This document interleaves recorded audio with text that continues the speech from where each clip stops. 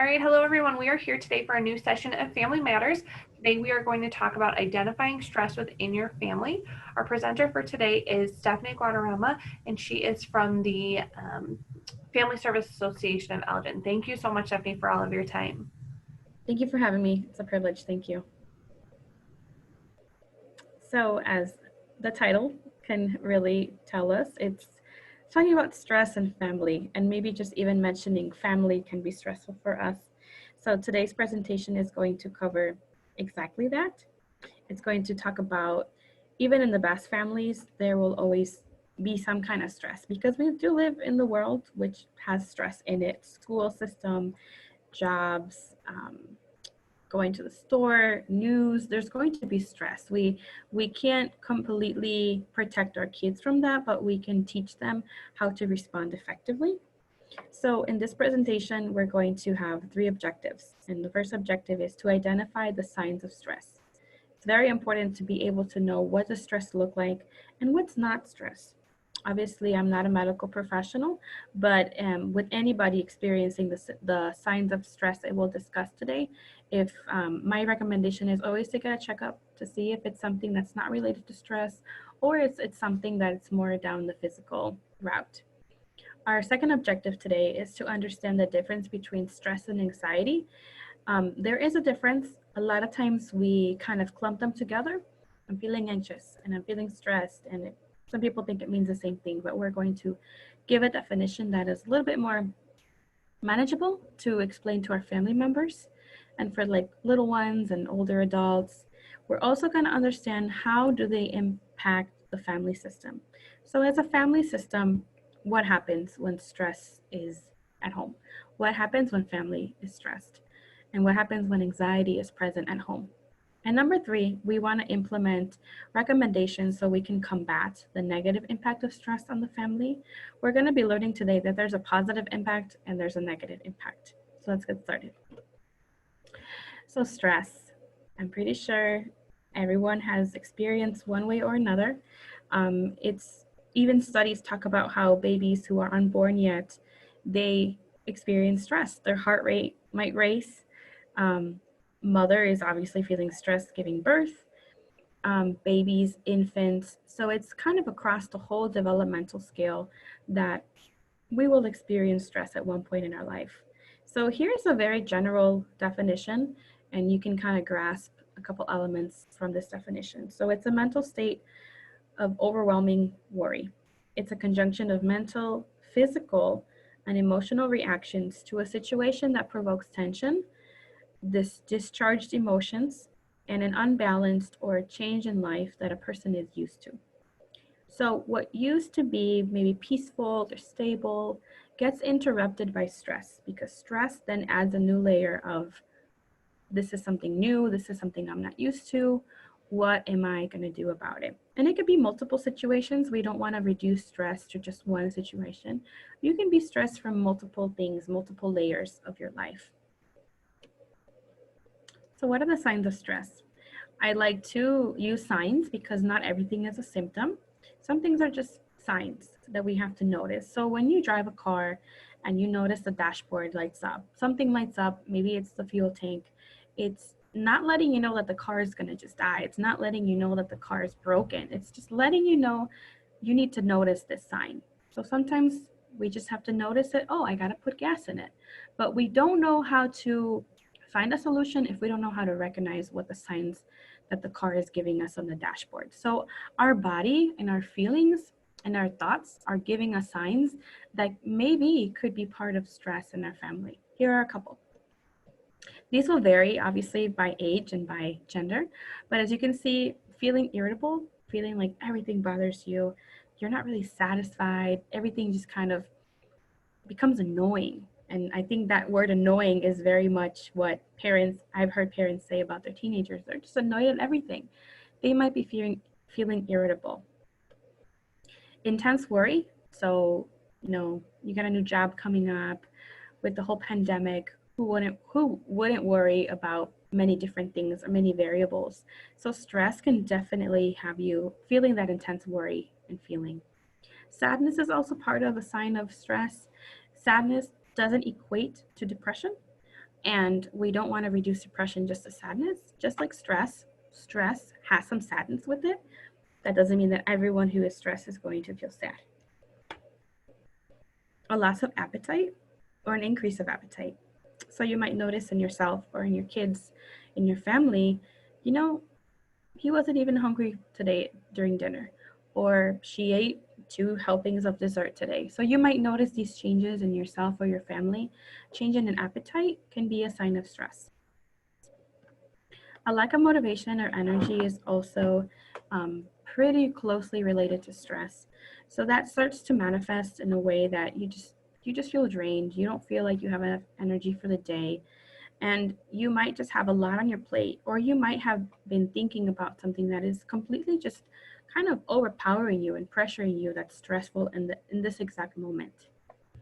We talk about suffering in silence in quotation marks because this is very usual for males, for men, young boys, young teenagers, where they might be going through something and they just have a very kind of somewhat flat, just kind of a gaze that they're not really expressing how they're feeling. They're not crying. They're not venting to anybody. They're just in silence. So it could mean a different things, but it could also mean they're stressed about something. Something's on their mind. Something's going on that maybe they're not showing it in an external way. We also talk about difficulties in concentration. So think about the kids who are doing virtual learning and having to, do all their assignments by computer or do assignments without their friends. So they also can feel stressed just like adults can. And it's going to manifest in a different way, but it still could be stress. So they could have troubles, difficulties concentrating, difficulties paying attention, um, holding their attention for a long period of time can be stressful for them as well. It doesn't all have to be ADHD or depression. It is good to notice them because we want to clear out what it is not. But don't be mindful that stress can also be part of this. We have a couple more. So headaches or stomach aches are very common in, for example, communities of color where their symptoms become more physical. So be mindful of all of a sudden your head hurts. It's a Monday morning. Is it really because you didn't have your coffee, or is it because this week is going to be heavy for you? You have a lot to do.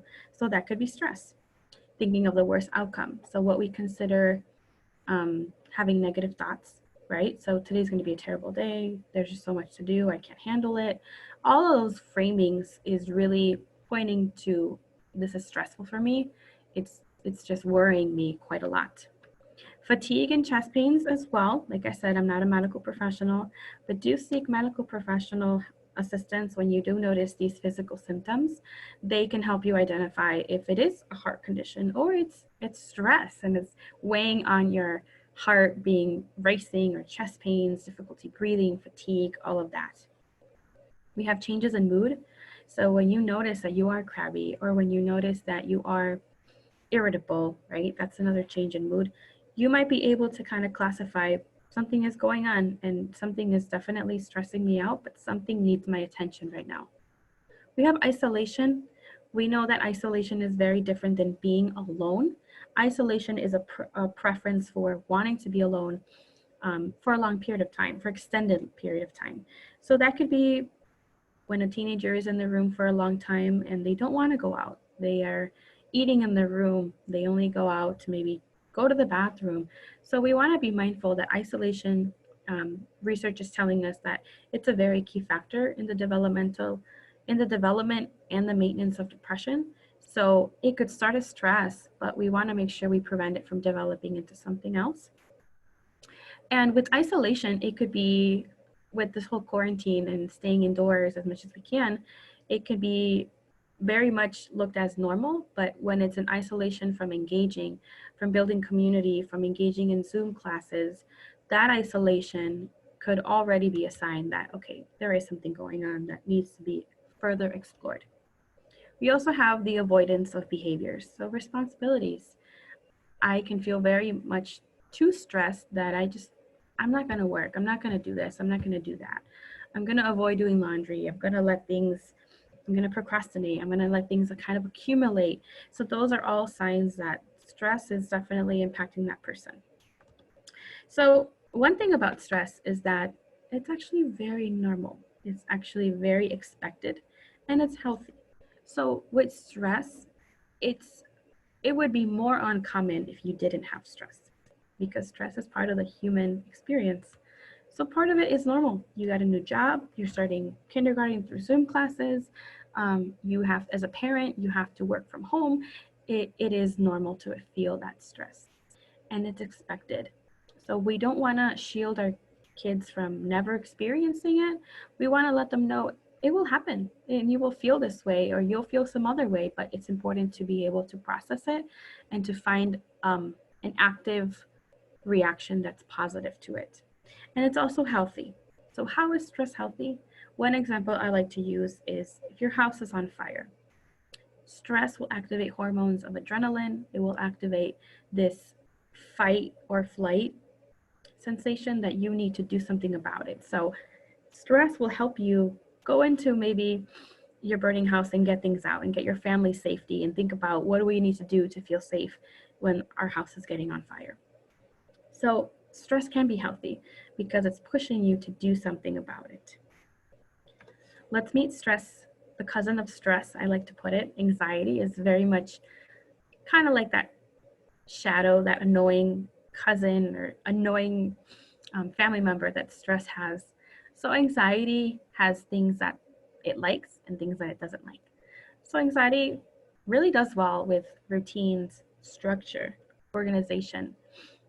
I'll give you more practical examples. Alarm clocks, taking a snack break, um, taking a walk with my family every day after class, after dinner. So things that are very much consistent, constant, and routine like. Anxiety likes to be in control. It likes reassurance. It likes being extra careful. It likes being alert at all times. So there's a saying that says, expect the unexpected. And that's where anxiety really gets its fuel. It does not like big crowds. It doesn't like feeling unsafe in situations. It doesn't like loud noises. It doesn't like not being in control and the unknown. And as we know, life is very unknown. And there are things we can expect, but there are other things that we can't plan ahead for. So that's when anxiety usually can take over in families and teenagers and kids when we kind of really take a hold of that idea that things are out of my control. I want to speak to the fact that anxiety can manifest any time of the day. It doesn't discriminate. So it can be harmful, especially during nighttime when your body is meant to purposely rest and reset and recover for the next day. So a good indicator of how stressful or how stressful your life is to take a look at your sleeping patterns, take a look at how your kids are sleeping, if they're remaining asleep, if they're staying asleep. So these are kind of things that what anxiety looks like at night. It looks like feeling too hot, feeling like you can't sleep, thinking about things, feeling like you're going to get sick. So those physical symptoms coming up, being too quiet or being too loud, um, having all these thoughts about, I can't sleep, I'm not going to sleep. So it's interrupting what should be a very restful night to recover, like I said. So this is a good way to kind of break the ice, maybe with family members talking about, how did you sleep last night? Did you wake up? Did you find yourself tossing and turning? Is that something typical that you do?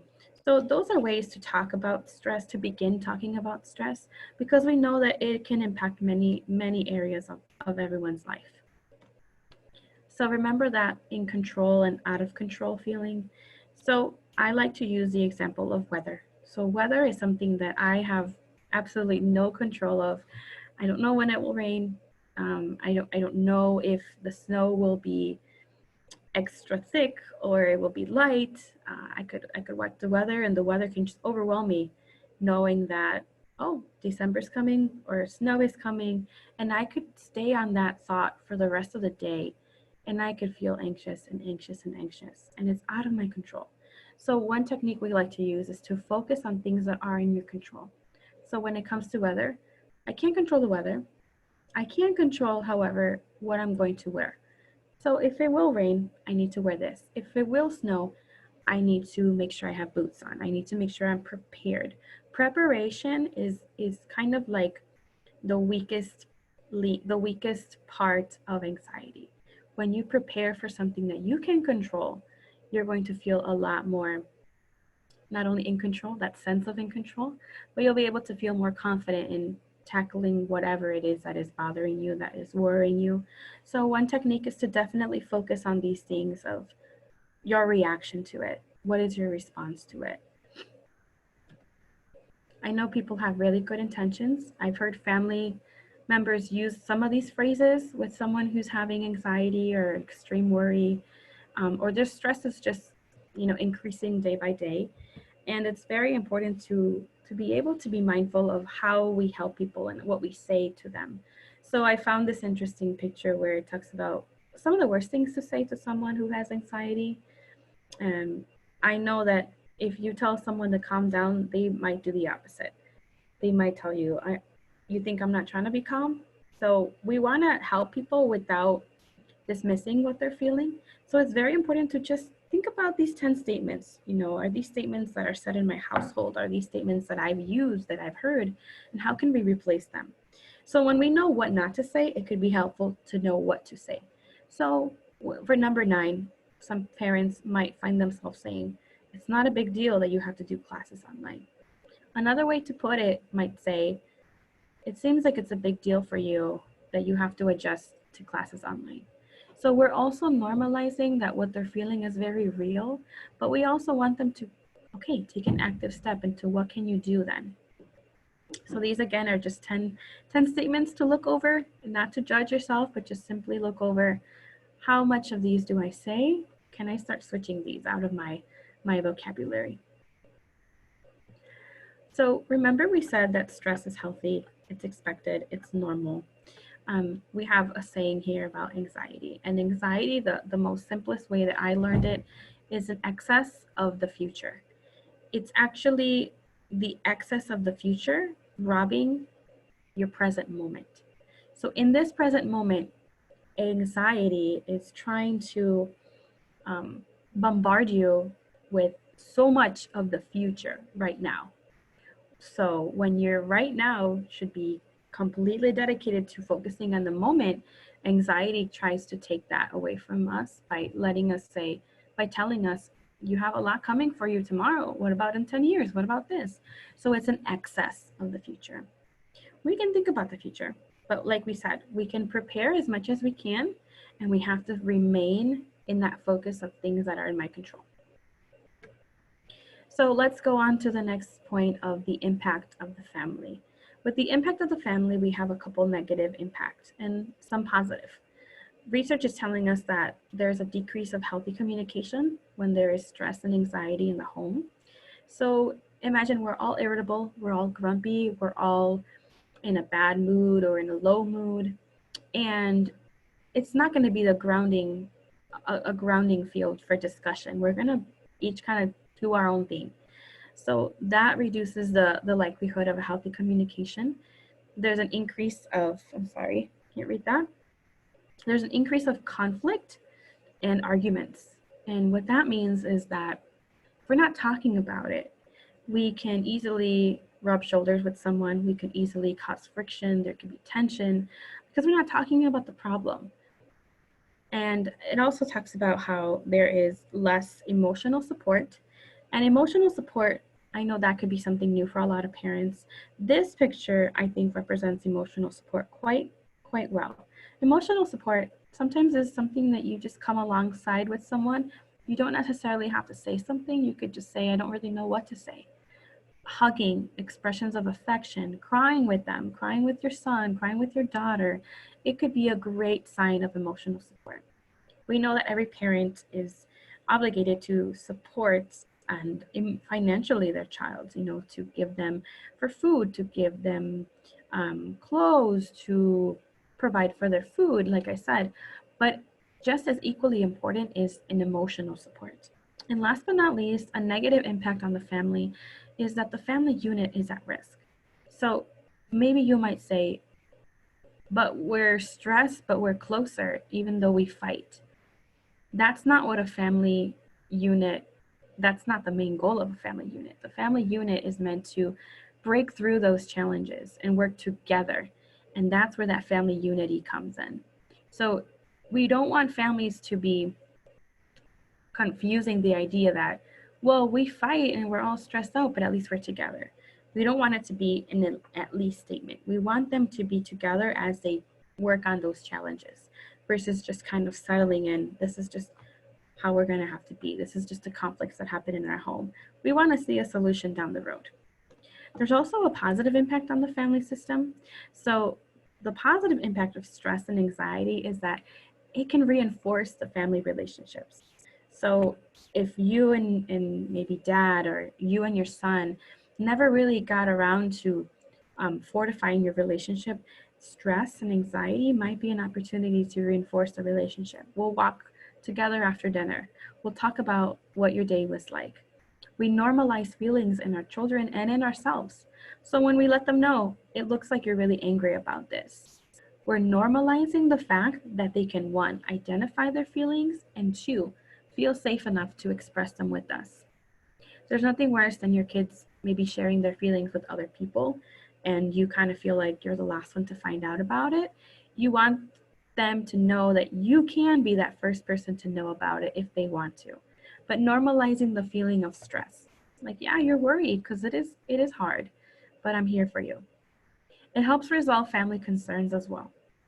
So it gives an opportunity to problem solve. It gives an opportunity to learn how to be a family unit that not only confronts problems, but also finds solutions for them that works for them. So it's a great opportunity to resolve family concerns, right? And problems that might arise. And last but not least, it's an opportunity to provide emotional support. So just like the negative impact, there's a positive to it, that it's a breeding ground for that emotional support to come through, to tell your kids, I'm here for you. I'm going to be here for you, and this is what I can do. Or even in that silence of just hugging or just kind of being in the same space with them and, just being in the same room with them and just letting them know, like, I'm here for you. That's a great opportunity for family emotional support that stress can can bring the best out in families. In this last portion of the presentation, we're going to offer some recommendations that for families, it has helped with working on managing their stress, preventing more stress, and working on anxiety of the future. So these are all vary depending on families, but these are just some that we're going to throw out there. So I know that for some families, watching too much TV and too much news can be very overwhelming. So I would recommend, if it's possible, you do need to stay informed, but is it possible to just watch 1 hour of news or right before dinner or right before or after dinner? But we don't want to add additional stress to the household. Weekly, daily family challenges. I've had families talk about how they've challenged each other to avoid the word corona during the week or during a day of the week. So kids really feed off challenges. Think about like video games. They love challenges. They love TikTok challenges. Some are pretty healthy, some are not. But think about the own challenges you can make for your family during the week. Kind of keeps them on their feet. It keeps them motivated, and it helps them talk about rewards and consequences quite well as for those kind of challenges. We also want to include like a family date night. So I've seen some families do this where they have a nice dinner, they kind of dress up and they eat at the table, and parents can either share their love stories or they share other stories about their life, and kids kind of are just sitting around the table asking questions, and it's a really great place for this, again, another emotional support that validates feelings. We have cooking together, sharing recipes, maybe writing the recipes, typing the recipes, kind of keeping them as a keepsake, planning a weekly menu. You get your kids involved. What would you guys like to eat this week? And what you can and your own resources, have the family get involved. We have exercise. Obviously, exercise is going to be great.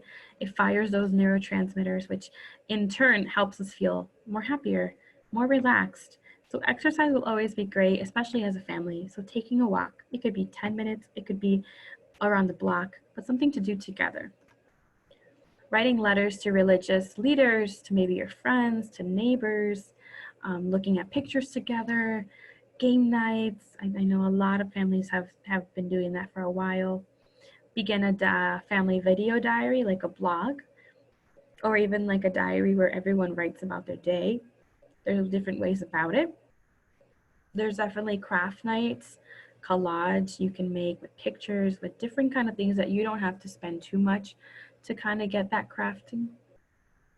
I know some families have done planting, gardening, planting herbs, so they have their own herbs to cook with, virtual video calls with extended family. So, let's say that your kid is really missing grandma or grandpa. A great way to connect would be give them a call, a video call. Get to see them. They miss their friend from school. They worry about their friends. They get stressed for their friends too. So maybe giving them an opportunity to connect with the peers and their parents and the teacher, or just extended family that you've noticed you haven't been able to see in person for quite a while. We have a day or an hour or hours without electronics. So this is great for teenagers and including some parents, right? So a day without a cell phone, or at least an hour without a cell phone. And you will see just all the attention that is now given to something else when the cell phone is not there. It doesn't have to be taken as a punishment. It's again more as a challenge, or it's just something that's going to be part of our normal routine as a family.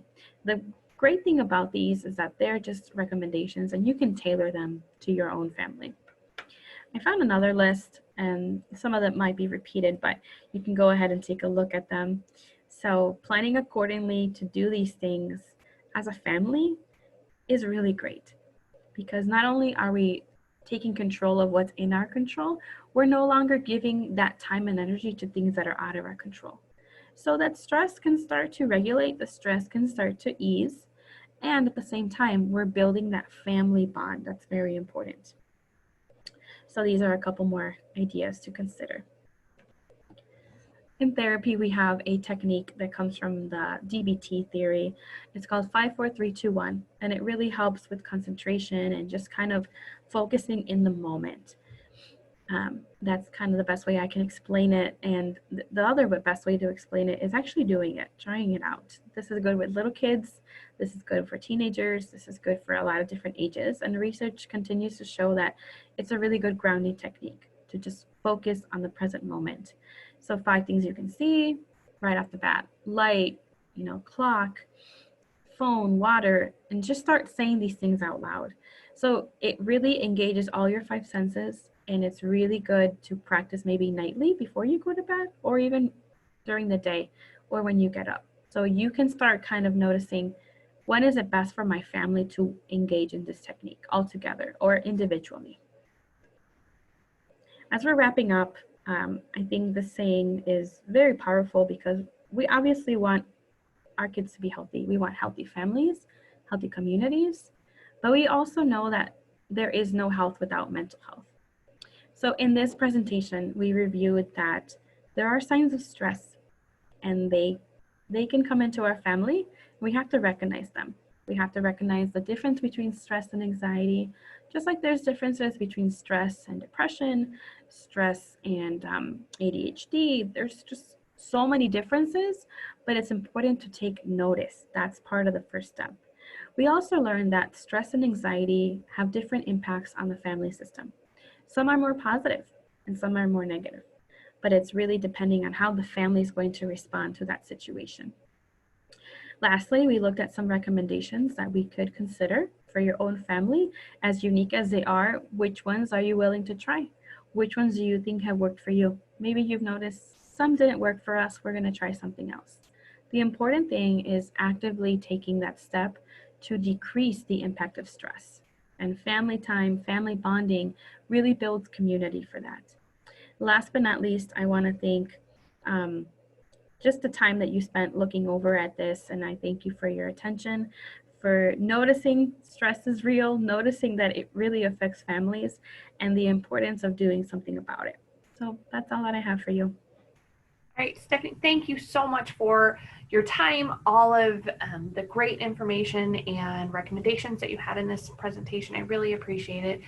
Families, this is really, a hard time right now for us as parents, but then also for our kids. So there's some great ideas and recommendations in here for you.